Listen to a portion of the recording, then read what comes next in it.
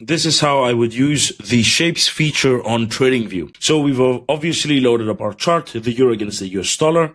And what we need to do now is move towards the shapes, which is located on the left toolbar of our screen. So in the previous video, we had annotated how to put a rectangle, which is why a rectangle is now appearing. If we click on this arrow, we can see more shapes. So in this video, let's discuss the path option. So this shape essentially allows you to hypothetically predict the path of the price action, but not by creating candlesticks, by simply creating a path. For example, let's say this was a resistance and we're expecting a retracement, let's say to this possible support level. We could simply left click on our screen, drag an arrow, and as you can see using the crosshair, we can line that with there. Let's say you can expect a retracement around here, and then possibly it moves lower, reaching this level. So in order to exit the arrow feature, you need to left click, double left click again, and that is essentially how you would draw a shape. Now, it's not that helpful, but what it could be of use